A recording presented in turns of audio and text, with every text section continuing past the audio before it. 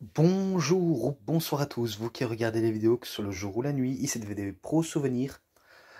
Et aujourd'hui, je m'attaque encore sur un coffret de WWE. Oui, encore, ça devient une habitude. Mais cette fois-ci, le deuxième. Et vous savez de qui je veux parler? De Sting. Là, cette fois-ci, c'est Sting Into the Light. Donc, son deuxième coffret qui a été sorti en 2015, si je crois bien. Parce que j'avais vu qu'il était marqué en 2015. Et il est plutôt pas mal.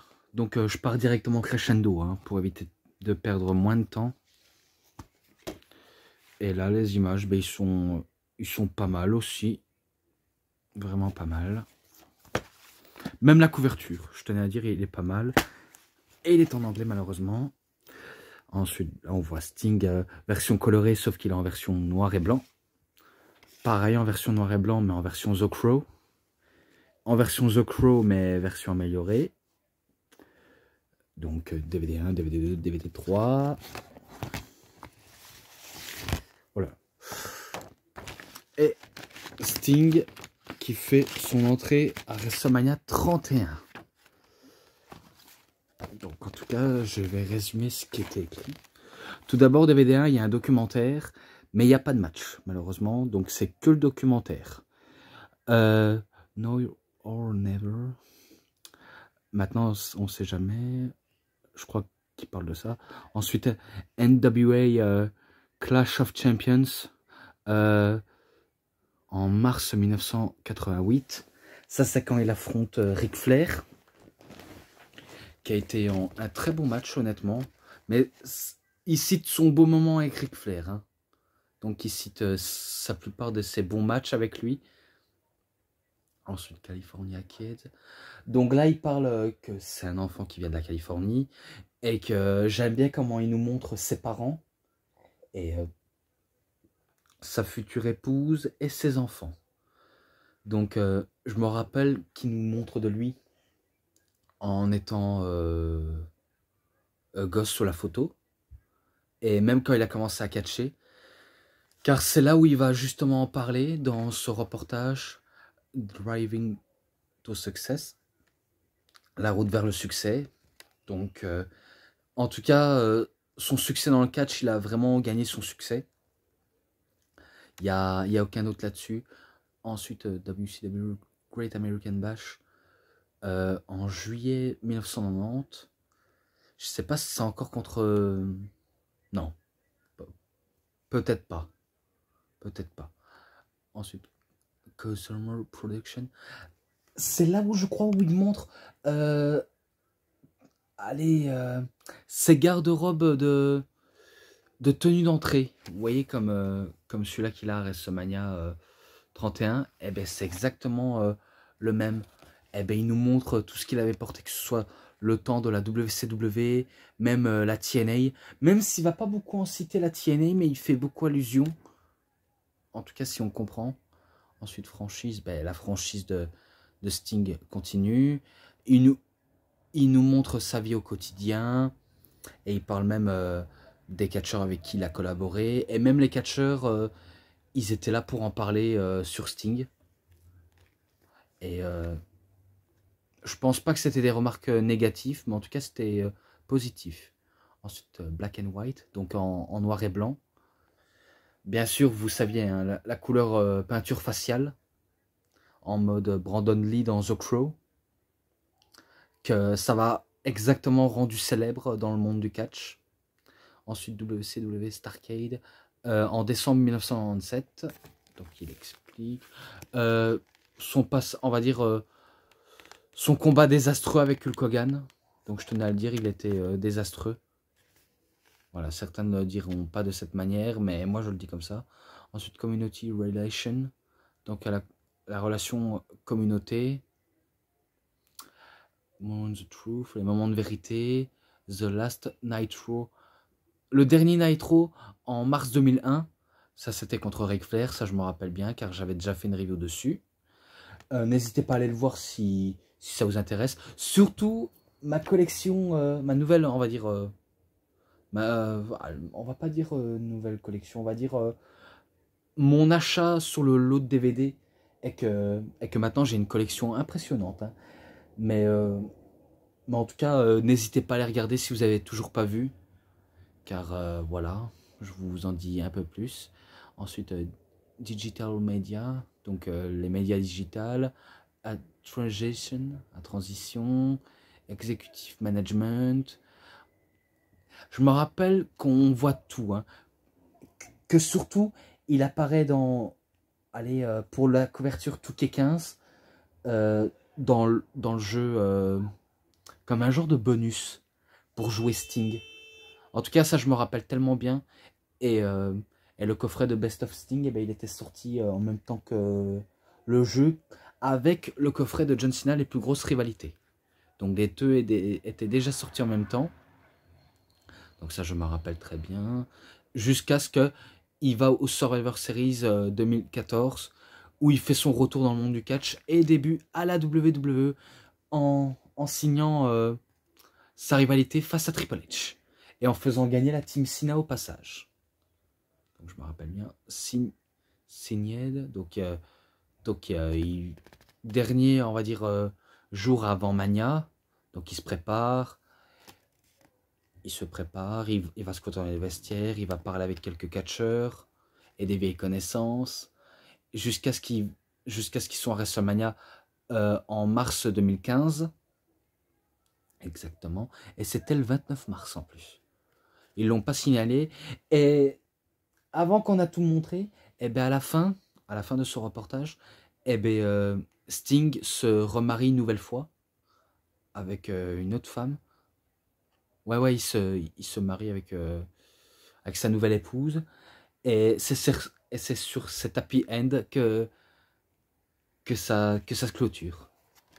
Mais par contre, dans le DVD 2, ça c'est tous ceux qui n'a pas su en parler. Donc à mon avis, ils ont sûrement coupé au montage pour laisser vie au documentaire. Et bien là, maintenant on passe au DVD 2 et je dis ce qu'il a dit. Talker, donc parleur, Inner Circle, cercle restreint, Urkel Beer, Getting Chased at the Mall, ensuite WCW Super Brawl 1991, euh, Sharpshooter, attends, Shard de Shooting Lock.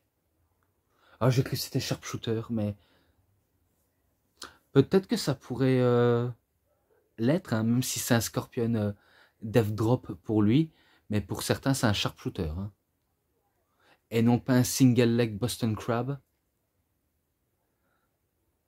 Ensuite, Rappelling, Shake, Engine Visit, Beyond the Sun in the Shoot, Pre-Shear et WrestleMania 31 Access.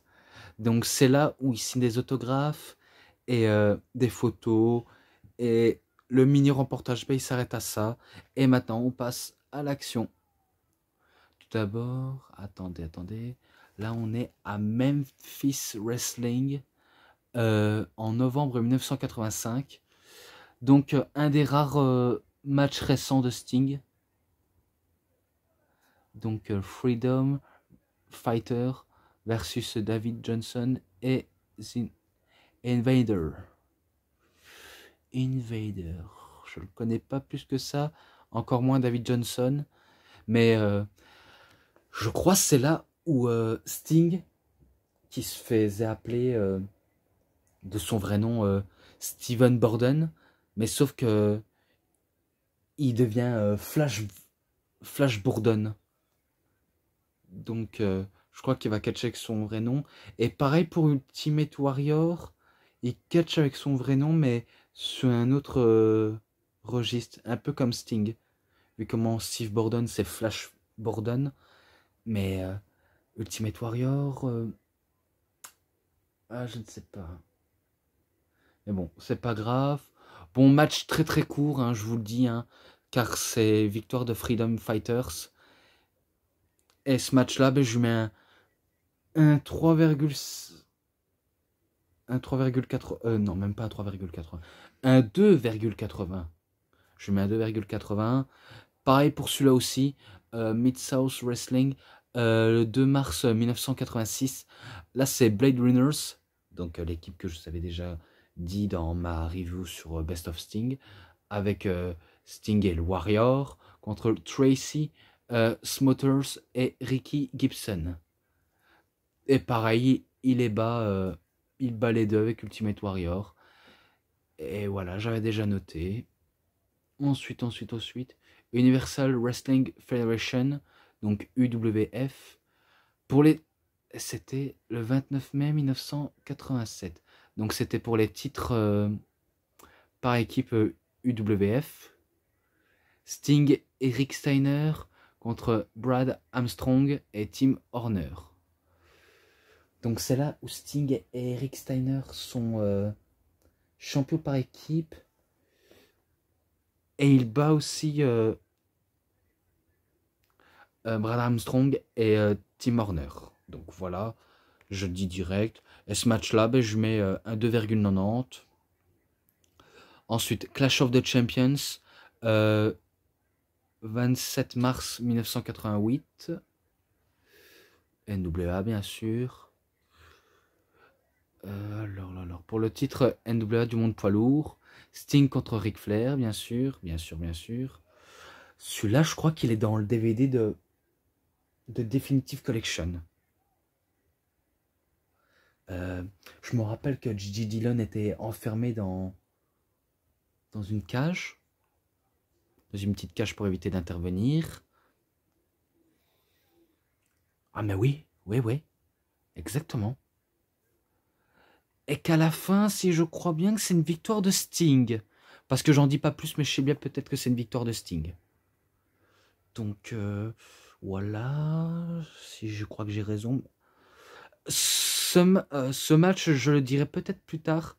Enfin, je le noterai en description parce que mon téléphone est en train de charger. Ouais, j'ai dû, on va dire, en attendre quelques-uns pour, on va dire, lister mes disques que j'ai achetés récemment. Donc voilà, donc il faut que j'attends pour ça. Donc voilà, donc le chiffre, ben, je donnerai en description. Ensuite, WCW Japan Super Show en avril 1991. Sting contre Great Muta Kaijimoto. Donc ils se sont affrontés dans le premier coffret de Sting. Mais là maintenant on est au Japon, dans un ring japonais. Et si je crois bien, c'est là où Great Muta lance son Green Mist dans la figure de Sting et qui bat avec un petit paquet. Donc il bat Sting, mais à la fin, Sting n'étant pas content, ben, il décide de massacrer Muta et de le faire un sharpshooter pour le faire encore plus mal. Donc voilà, et ce match, je lui mets un 3,40. Ouais, un 3,40. Je le mets ça. Ensuite, WCW Super Brawl, 19 mai 1991. Pour les titres par équipe de la WCW, Sting et Lex Luger contre les Steiner Brothers, Rick Steiner et Scott Steiner. Alors là, les champions, c'était les frères Steiner. Je dis directement, si vous n'êtes pas au courant. Mais par contre, là, c'est là où Sting est toujours en version colorée. Hein. Comme dans le premier coffret, ben, il était en version colorée. Mais après, vous allez voir, il va changer drastiquement. Donc, vous verrez ça. Alors, si je crois bien, c'est une victoire. Je ne sais pas si c'est une victoire des Steiner Brothers ou Lex Luger et Sting. Pourtant, je l'ai vu, mais après, des fois, je me déplace de manière inutile et que j'oublie la saison du match. Mais bon, c'est pas grave. On va dire, je mets victoire Sting et Luger. Je me trompe, hein, mais je le mets victoire à eux. Et ce match-là, ben, je mets un 3,5. Et après, ben, ensuite, match WCW, toujours, Worldwide, en novembre 1991. Submit or Surrender match. Donc c'est un match où tout est permis, mais aussi pour faire subir son adversaire. Donc Sting contre Cactus Jack. Je pense que Sting et Mick Foley ne se sont pas beaucoup affrontés. Hein. À part à la TNA, ils se sont beaucoup affrontés, mais à la NWA ou WCW, on va dire qu'ils se sont affrontés quelques fois, mais que c'est Sting qui remportait ces matchs. Un peu comme à la TNA aussi. Donc je me rappelais que Cactus Jack, il se promenait avec une poubelle pour essayer d'écraser, enfin, pour faire du mal à Sting.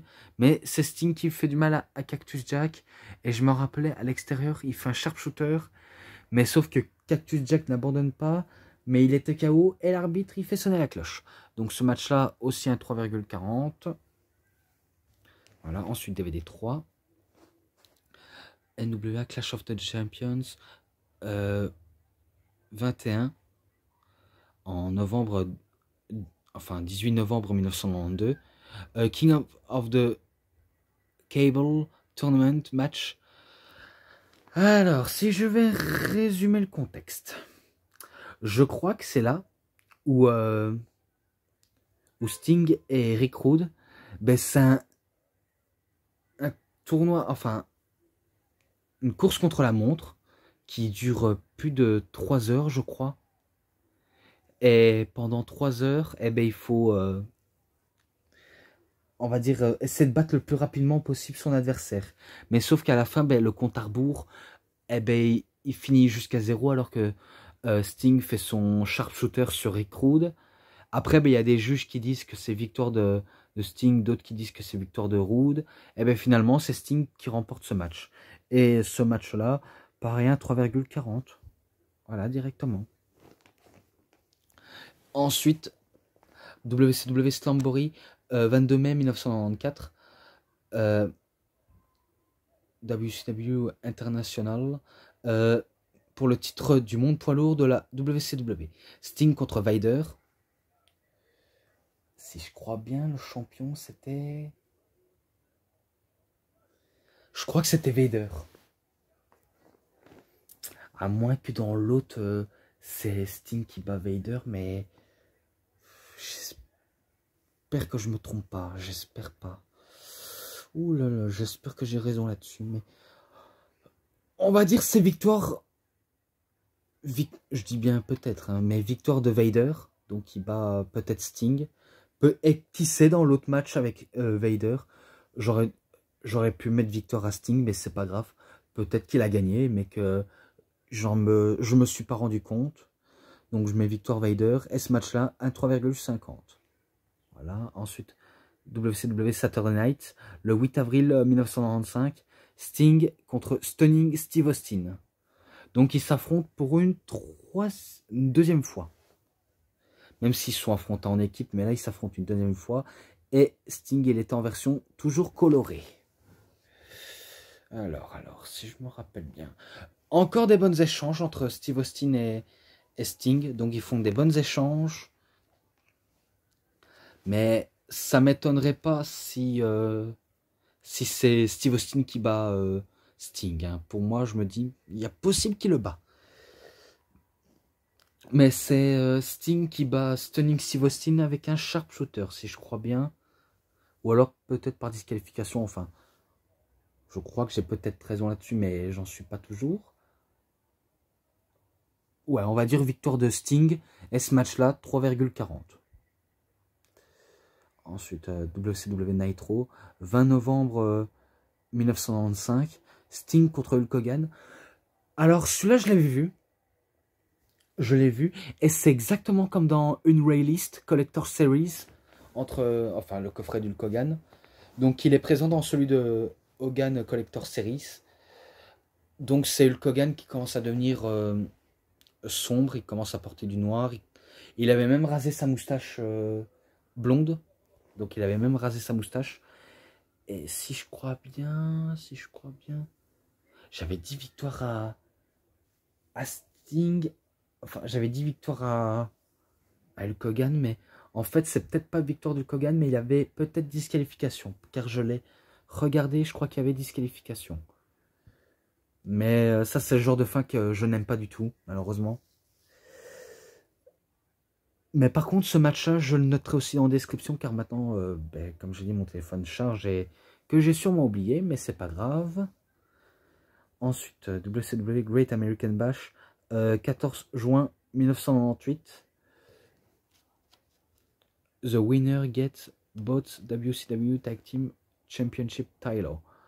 Donc le gagnant obtient un match pour le titre par équipe WCW. Aux côtés de Kevin Nash, je suis sûr, ou aux côtés de Hulk Hogan. Donc Sting contre The Giant. Giant qui est Paul White, qui est Big Show. Donc Big Show, je sais bien qu'il était dans NWO Hollywood. Et je me rappelle, il fait son entrée avec une cigarette. Et que un coup qui voit Sting arriver en couleur et la musique de Wolfpack, eh ben, il fume sous la gueule de Sting. Mais Sting n'aime pas qu'on lui fume dessus. Eh ben, il donne un coup pour lui parler à la politesse. Et donc c'est là où Sting est bien sûr en version noir et rouge. Et après, plus tard, noir et blanc. Enfin, noir et blanc plutôt. Et noir et rouge plus tard. On va dire ça comme ça. Bon, je sais pas si vous me suiviez, mais c'est pas grave. Eh ben, ce match-là, c'est une victoire de Sting. Je sais que c'est une victoire de Sting. Et ce match-là, ben, je mets un 3,5. Je lui mets un 3,5 aussi. Ensuite, WCW Nitro. 14 septembre 1998. Match pour le championnat de WCW. Du monde poids lourd, bien sûr. Sting contre Goldberg. Oh là là. Ça, c'est quand il est en version rouge et noir, ça. Mais je crois que je l'ai déjà noté, celui-là. Bref, ça a vérifié, hein, ça a vérifié, mais je sais bien qu'ils sont affrontés 2 ou 3 fois, même 4 fois, on va dire, ou plus que ça. Mais bon, si je crois bien que c'est une victoire de Goldberg, un Caspir et un Jackhammer, allez, je vais le noter, même si je suis sûr l'avoir déjà noté, mais je vérifierai de toute manière. Ce match-là, je mets un 3,40. À vérifier, mais c'est qu'en attendant, c'est que provisoire. Donc voilà, j'en dirai plus. Ensuite, WCW Nitro, 26 avril 1999. Match pour le championnat du monde poids lourd de la WCW. Sting contre Diamond Dallas Page, DDP. Alors, grand match aussi entre DDP et Sting. Vraiment, ils nous ont sorti un beau match. Ce qui est tellement rare. Mais après, je dis pas que Sting s'est pas sorti des beaux matchs. Hein. Je n'ai absolument pas dit ça. C'est, on va dire, un peu DDP que je disais ça, mais je suis sûr que il peut aussi nous sortir du bon, Diamond Dallas Page. Et celui qui gagne, c'est Sting qui bat DDP. Et ce match-là, un 3, allez, je vais augmenter un 3,60. Donc voilà, je mets un 3,60. Ça change un peu. Et bon, vous serez peut-être d'accord ou pas. Ensuite, WCW Nitro, octobre 18, le 18 octobre 1999. Pour le titre WCW, bien sûr, du monde poids lourd. Sting contre Bret The Hitman Hart. Alors, je me suis trompé dans ma review sur Best of Sting. C'est vrai que Sting, il a arrivé à abandonner Bret Hart. Mais dans l'autre, je crois qu'il gagne par Scorpion Deathlock. Et que là, il le bat par Scorpion Death Drop, qui est un sharpshooter. Donc, je me suis gouré en beauté.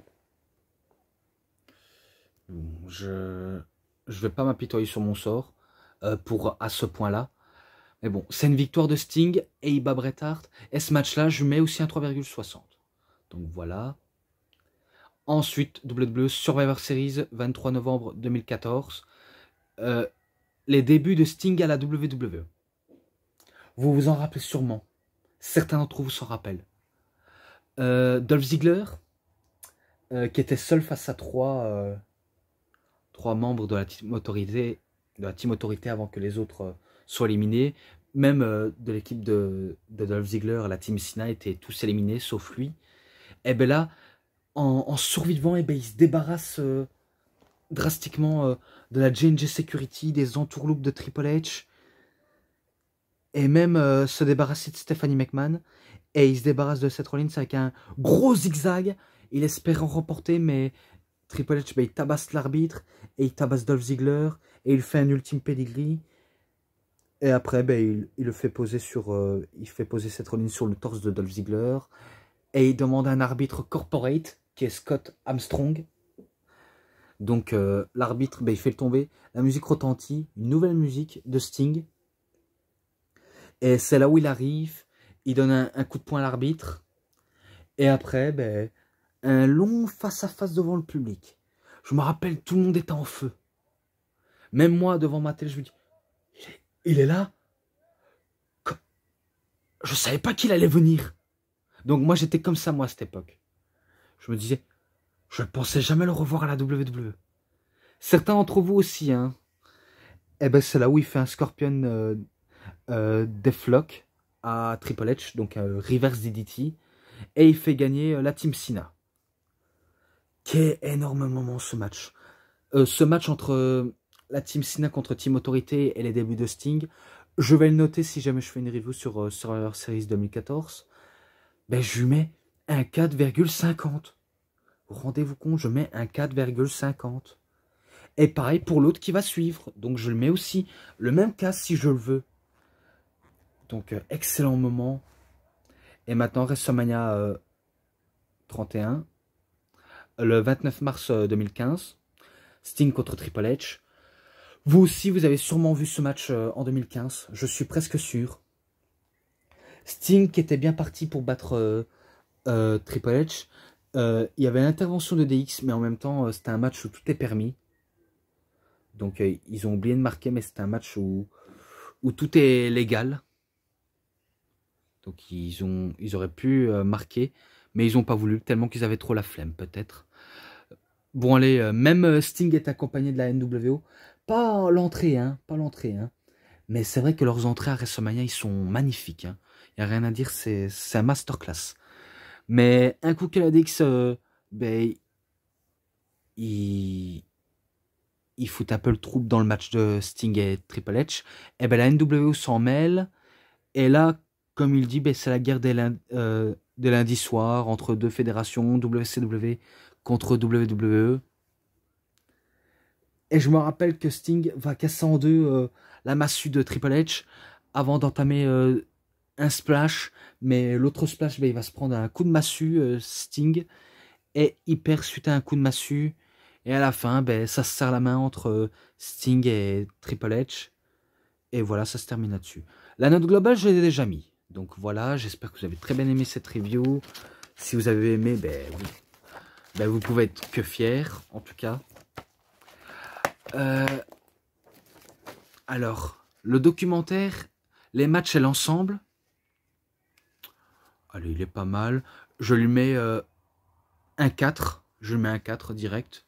Donc voilà, c'était tout pour ma review. J'espère que vous avez très bien aimé. En tout cas, si vous avez aimé...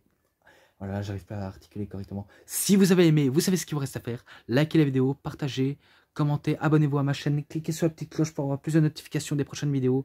Et moi, je vous dis bonne journée, bonne soirée à tous. Au revoir tout le monde.